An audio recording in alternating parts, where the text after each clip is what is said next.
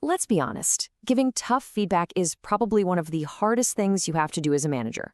You do it wrong, and you can just crush someone's morale. But what if there was a way to correct a mistake right on the spot in just about a minute and somehow actually make your relationship with your team stronger? Well, today, that's exactly the technique we're going to break down. So, let me ask you something. Think about the last time a member of your team made a mistake. Did you say something right then and there? Or did you kinda hesitate?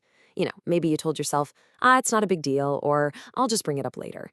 If that sounds even a little bit familiar, well, you might be what's known as a gunny sack manager. So what is a gunny sack manager? Well, this is the manager who really avoids confrontation. They see a small mistake, and instead of dealing with it, they just kind of stuff it into this metaphorical sack. Then another mistake happens, and that goes in the sack too, and another. And then weeks, maybe even months later, that sack gets so heavy it just bursts, and everything comes pouring out all at once.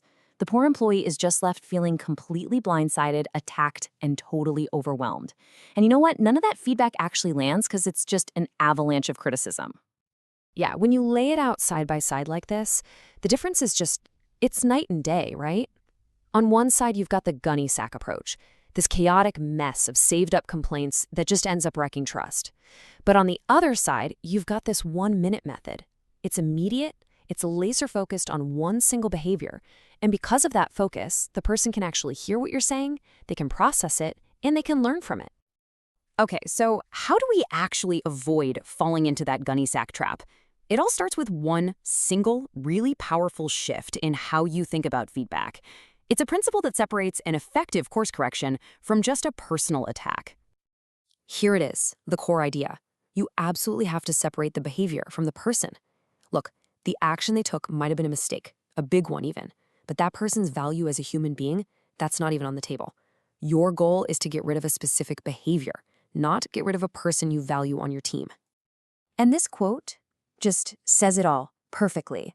Their behavior is not okay. They are okay. When an employee truly hears that from you, you can almost see their defenses just melt away. They don't have to protect their self-worth anymore, which means they can actually listen to what you're saying about that one specific action because they know that you still value them.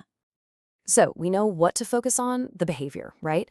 Now let's talk about how we deliver the message, because the sequence you use, the order of things, is surprisingly important. It's not just about what you say, it's about the order you say it in. I know. It sounds completely counterintuitive, doesn't it? Most advice you hear is to, soften the blow, start with a compliment. But this method argues for the exact opposite. And believe it or not, there's a fascinating story from ancient China that explains why this works so incredibly well. So the story goes like this. An emperor decides he wants to divide up the jobs of leadership. He tells his prime minister, look, you handle all the punishments, the tough stuff. I'll take care of all the rewards. I mean, sounds like a pretty sweet deal for the emperor, doesn't it? But then, a really weird thing started to happen. The emperor noticed that whenever the prime minister gave an order, people jumped on it, instantly. But when he, the kind, rewarding, benevolent emperor, gave an order, well, the response was kind of lukewarm. Maybe they'd get to it, maybe not. The real power, the real influence, was with the person delivering the consequences. Well, the emperor wanted that influence for himself, so he calls the prime minister back in and says, okay, we're switching jobs. Now, the emperor would be the one handing out punishments, and the prime minister could be the one giving out all the rewards. And, well, this turned out to be a total disaster for the emperor. The people had only ever known him as the nice guy, so when he suddenly turned tough, they completely rejected him. But the prime minister, the guy who had always been the disciplinarian, well, now he started showing his supportive side, and the people absolutely loved it. They basically threw the old emperor out and put the prime minister in his place. The moral of the story is crystal clear.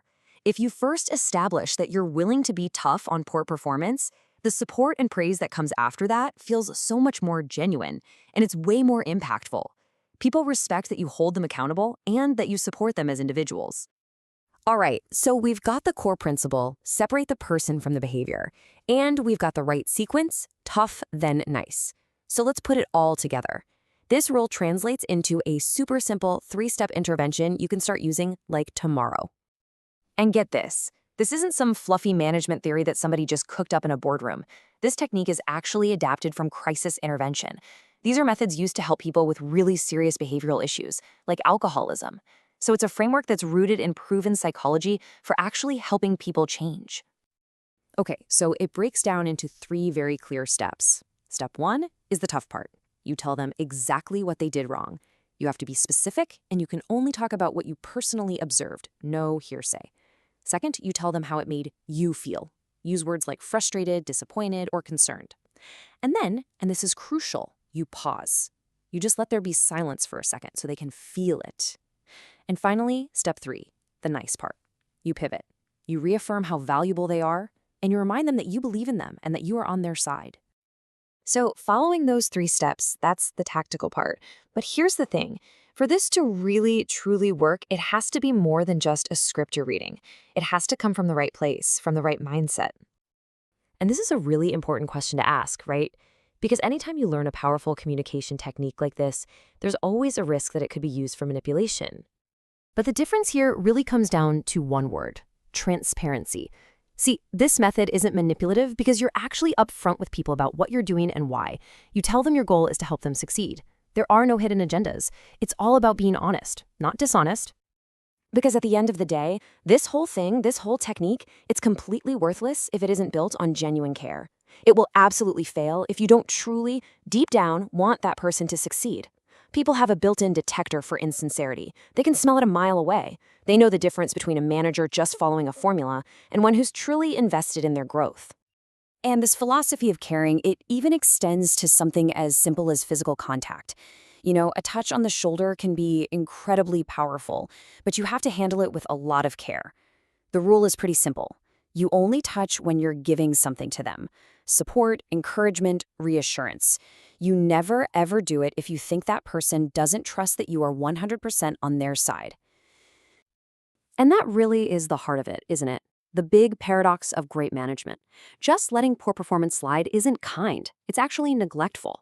Really caring about someone means holding them to a high standard because you genuinely believe they can meet it. It means you're willing to have that tough conversation. You're tough on the performance precisely because you're supportive of the person. So it all kind of boils down to this. Goals might be what starts a behavior, but it's the consequences that make it stick. The way you handle mistakes and successes is what really shapes your team for the long run.